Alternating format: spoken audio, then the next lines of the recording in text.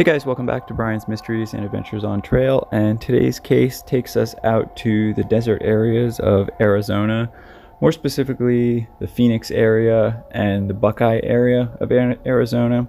And today we're going to be talking about the disappearance of Daniel Robinson, who went missing back in June of this year, roughly around June 23rd, 2021. Daniel is a 24-year-old male. His full name is Daniel Cornelius Robinson. He is roughly 5'8". He's about 165 pounds. He's got black hair and brown eyes, and he is missing part of his right arm, I guess past the forearm to around this hand is missing. It's just something that he was born with. But his father said that, he's never let that get him down, and he's always been able to surpass a lot of other people and always reach his goals. Daniel was attending college and graduated back in 2019 from the University of College of Charleston in South Carolina.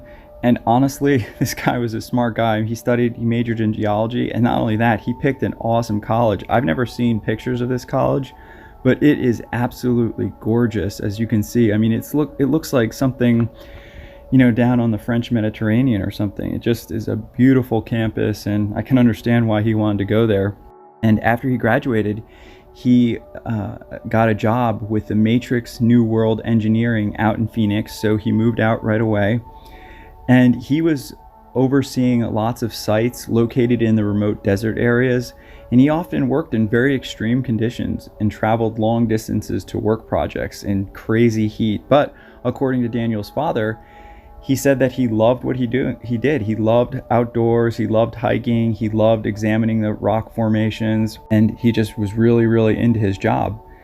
Well, he was last seen around Sun Valley Parkway and West Cactus Road, which he was driving to a job site apparently. And as you can see in these pictures, it is just vast, like nothingness. And apparently he was heading out this road west to get further into the desert areas.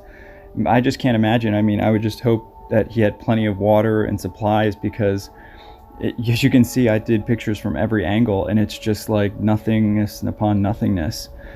So anyway, Daniel was very familiar with these areas, and he had never had any problems before. He was driving his 2017 Jeep Renegade, and that was the last he was seen. Now, they were able to ping Daniel's phone, but apparently, I guess, because of the phone being out of range or maybe turned off, they weren't able to see where it was located or where he possibly was. So unfortunately, that didn't lead anywhere.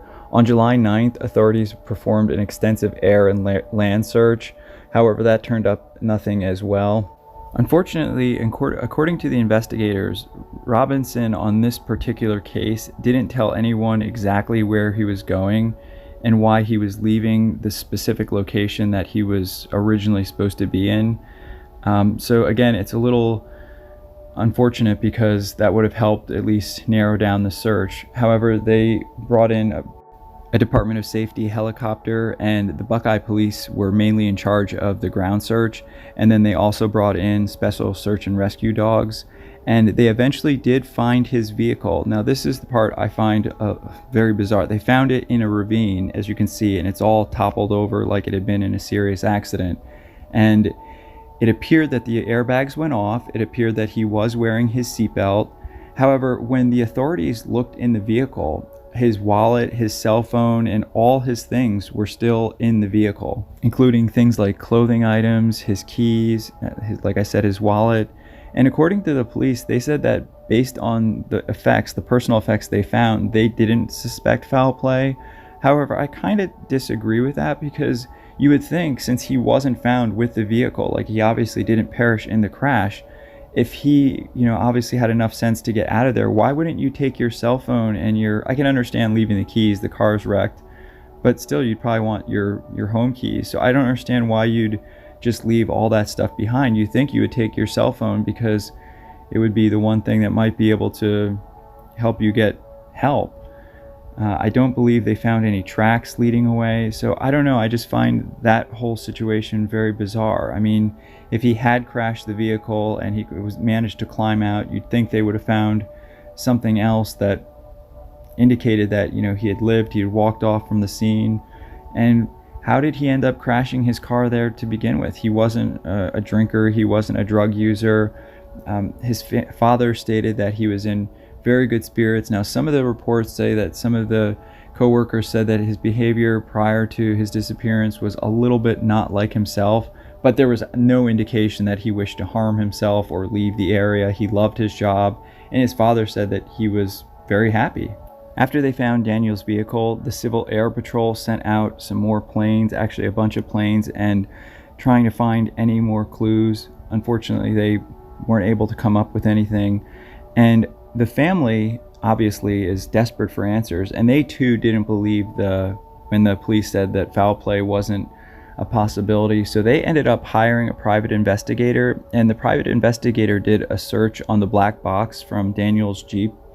And apparently the black box shows that Daniel's Jeep was involved in multiple crashes after the initial crash, and the Jeep was driven for several miles and the ignition was cranked at least 40 times. So honestly, to me, just seeing the way the Jeep was, and the evidence, to me, it actually does support foul play. I mean, just because there was stuff left in the car, I don't know why the authorities would say that suggests not foul play, because, you know, a person who was walking away from an accident, you would take some of those things with you, I would think. That's just my opinion. Now, see, here are some of the maps. If he were to drive from his house to the job site, it would be about 57 minutes. This is sort of a satellite overview. I know it's not really clear, but the one ping is where he was last seen, and the other ping is the job site. And sadly, now it's been over 3 months since Daniel went missing, and there haven't been any clues. And hopefully we can keep this story circulated and let more people know about it. And, you know, if people are going to be out in that area, keep your eyes open for things. And the authorities said that they weren't asking the public directly for help, but they said obviously if people are going to be in the area, keep your eyes open. And honestly, to me, and this is just my opinion, based on the evidence, based on what we know of Daniel, I think, you know, he was a very studious person. He was very smart. He just gotten this job, you know, a year or so ago. He was apparently in love with it. You know, his father has been interviewed, and his father would talk to Daniel all the time. He was very, very happy. And this is just completely, you know, out of character. So I personally believe that something nefarious happened. I don't know whether, you know, maybe Daniel met up with somebody there at the job site and they got into an altercation, or maybe somebody ran him off the road. But based on what the private investigator found, it definitely, to me, seems like something very bad happened. I mean, obviously there's a possibility it could be, you know, something simple. Maybe he was just driving along and, you know, an animal ran out in front of him and he tried to avoid it and he ran off the road and then crashed again. But it just seems that based on the evidence, foul play is a strong possibility. Once again, Daniel is an African-American male. He is 24 years old. He is roughly 5'8", 165 pounds. He's got black hair and brown eyes. He is missing part of his right arm from about the forearm down. He was last seen on June 23rd, 2021 in his blue Renegade, but the Renegade has been found and they are investigating it and trying to find out more clues. They do have a private investigator working on this case now, which I think is great because that's already turned up more evidence than I think was originally found. So hopefully that'll lead to more evidence and more clues. I will have all this information in the description as always, and various links to other reading if you choose to read more. And if you have any information regarding this case, please contact the Buckeye Police Department at 623-349-6400. I'd like to dedicate this video to Daniel Cornelius Robinson, his family and his friends, and I know his father has just been going through so much, so my thoughts and prayers go out to him and just sending him strength and hope. I want to thank everybody for watching as always, and please keep the comments respectful. I ask you, if you're going to leave a comment, think about it if this was your family member. Thank you to co.ag for providing the background music, and I will see everyone in the next one. Take care.